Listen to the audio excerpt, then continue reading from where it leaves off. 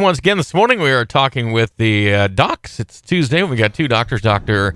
Tim McKnight and Dr. Mike Jakubowski. Good to have you guys in. I'm hoping the wind blew you the correct direction to get here and you've got a way to get back to the office. Good morning. So what do you want to talk about this morning? Because it sounds like our hips are involved. Yes, we talk about hips, and when we talk about hips, the hips sort of stabilize the upper half of our body, the torso, and the lower half of the body, the legs. And so one thing I wanted to try to help the listeners understand is just the anatomy of the hips and what happens when the hips aren't lined perfectly. And since the hips attach to the lumbar spine, a lot of times if the lumbar spine isn't healthy, it will throw the hips off. Mm-hmm. So if you look at yourself in the mirror sideways and you have a belt on, and the belt should be parallel with the floor. If the belt is not parallel with the floor, what you usually see is the belly sticks out a little bit, the buttock sticks out a little bit. You see that you might be leaning forward just slightly, and so the front of the belt will be tipped down, and that means the pelvis is anteriorly rotated. When that does that, when the pelvis rotates forward like that, it puts a bigger stress on the low back, which makes a deeper curve. And those muscles or those bones in the lumbar vertebral column will tighten up, and the joints where those bones come together, they rub a little bit harder on each other and cause more arthritic kind of pain. Mm-hmm. But it's especially the muscles that tighten up there. And one of the reasons for that, we've talked about this before, is prolonged sitting. So you get these tight hip flexors, the muscles that lift your knee up. When those get tight, if you sit for a long time and stand up, you find that it's really hard to stand up straight. And what you're doing is trying to loosen up those hip flexors. So those become weak for many of us, and the gluteal muscles are also, the hip flexors are weak, and the gluteal muscles are also weak and tight. And so when those muscles are out of balance, it puts a stress on the hip. And there's another part of the hip that is stabilized, or another muscle. It's really a tendon along the side of the leg. It's called the IT band. It's real wide but thin tendon. It attaches on the knee, and it goes all the way up to the hip. And some people have a lot of pain in the hip, right where the bone sticks out, where the hip bone is real close to the skin. And that's hip bursitis. And that's also due to a mechanical dysfunction. And most of the time we see this in people who are inherently tight in their hip flexors and weak in their gluteal muscles. They sit a lot, but then they do something, an overuse kind of, they work too long outside in the yard, or they're doing something where they flare that up. So that's just kind of setting the stage for some of the things that happens. Another issue is the sciatic nerve, which many people have this. And the sciatic nerve is it's a combination or a joining of three nerves that come off the low back on each side, and probably it's about the size of your index finger. It's a big nerve, and it goes right through some of the gluteal muscles. And when those muscles get tight, it presses on that nerve, and you have pain in your buttocks and pain going down your leg. So those and that can be very severely painful. Oh, it's very painful. And I just had somebody the other day that was starting to have that. I said, hey, don't let this get too far along. Don't wait till you're miserable to get this treated. This is usually a pretty easy treatment with somebody like Dr. Jakubowski. So that's kind of setting up the anatomy, and then Dr. Jakubowski is the one that really sees all these issues and fixes them, so he can talk about some of the more common issues that he sees that he's able to help people with. Yeah, and one of the biggest things I see in the office is people say, boy, my hip is out, or boy, my hip is killing me, and it's their lower back. Is it the lumbar spine or the low back? Is it the hip? And really, basically comes down to, it's a combination of both usually that plays a role in it. Like Dr. McKnight was saying, we see a lot of people sit all day now. Our society now is we work at computers all day. And when we work at a computer, our glutes get weak. All right. So those are strong, big protectors of our lower back. So a lot of times we'll see is people say, hey, my back hurts. I need to go to the gym to work it out, to make it stronger so it doesn't hurt as much. And a lot of times that could be a huge mistake for somebody. That can actually generate more pain for them. Yeah. And a lot of times it's actually the glutes or the deep glute muscles that are weaker because we sit on them all day. We don't get enough use of them, and they would protect the back. And then we see sciatic type pains. That's that numbness, tingling, or pain that runs all the way down the leg. It can go part of the leg to the knee, or all the way to the foot. And that really could depend on, is it the lower back or is it the hip causing it? So there's one specific muscle in the hip that can relate to sciatic nerve pain. And it's called the piriformis muscle. And it's one of those muscles that kind of, if we're looking at our feet, it'll kind of pull your toes out away from you. And we'll see this muscle get tight along with hip flexors that does that motion with your legs also is in pregnant women. A lot of pregnant women have back pain. And the reason why is the baby's growing, it kind of puts that arch in their back. The hip flexor muscle really gets stretched. It pulls their toes out so they can balance themselves. And what also we'll see is the piriformis muscle, that deep glute muscle, get tight also. And when we see this, we can see sciatic. It also puts a lot of stress on the lower back and then causes those type of pains for us. And the biggest thing for those is not to make them stronger because they're already tight, but is to stretch them and know some stretches for those type of things. That's one reason we need to look at the anatomy and mechanics of our back and our hips, and not just one or the other, to determine where the pain generator is coming from.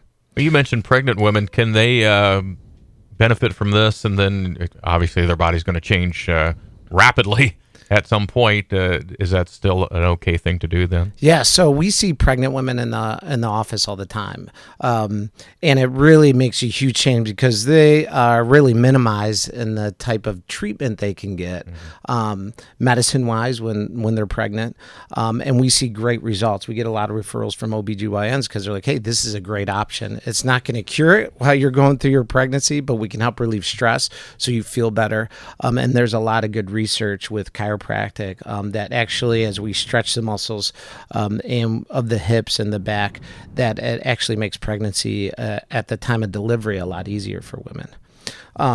So then we get into some of the things mechanically, stress of everyday life, but we also get into that term arthritis. And a lot of people get arthritis in their hips or their back. And again, what is the pain generator? Well, I think and Dr. McKnight could tell you this too, is the main generator for an arthritic hip, and we know it's the hip and not the back that's causing the pain, is people will see groin pain associated with their hip. And that's a really important sign and symptom. Is this my back causing all this pain, or is it my hip? Yeah. So when people have pain in their groin, in the front, we can almost guarantee it's probably hip causing some of their symptoms of their back, and maybe even hip pain, even bursitis. Yeah, and that's for the listeners that are worried about their hips and are they going to need a hip replacement. That is sort of the early sign. And, of course, with arthritis like that, it becomes nearly bone on bone like any other joint that's bad. The cartilage is worn away. You're getting inflammation where the bones are rubbing together, and it typically is worse in the morning when you get up. It's really stiff, and it's painful. As you get going, it feels a little bit better. So that's a really important distinction for an arthritic hip. And again, a lot of people will just put that off and put it off because they don't want a hip replacement, but eventually that's really the only option. But sometimes I always ask the question, well, why was it this hip that needed hip replacement? The other hip is fine or seems fine. Why is it this hip? And sometimes you've got a leg length discrepancy. One leg's a little bit longer, and as you walk on that longer leg, it pushes a little bit harder into the joint. So I always like to ask the question, why is it this side? What did you do? What's the mechanical issue behind this?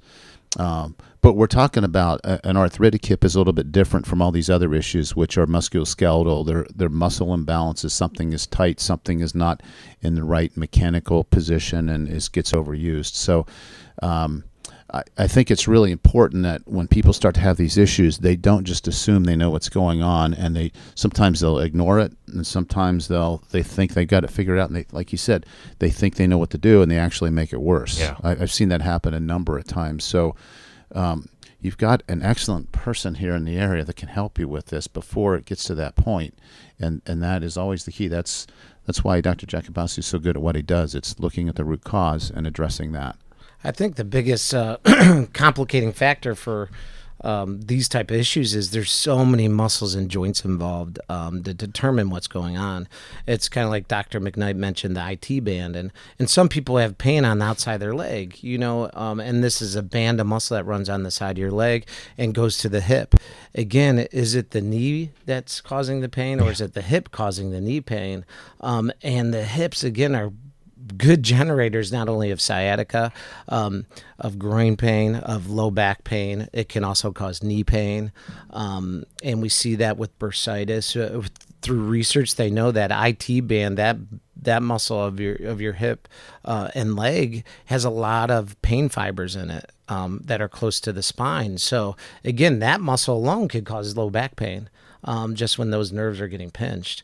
And that's why it's important to kind of figure all that out and determine what is the best option. And then, and we've talked about this on the show before too, is our feet playing a role in that too? Mm-hmm. We talked about orthotics and being flat-footed and all those things.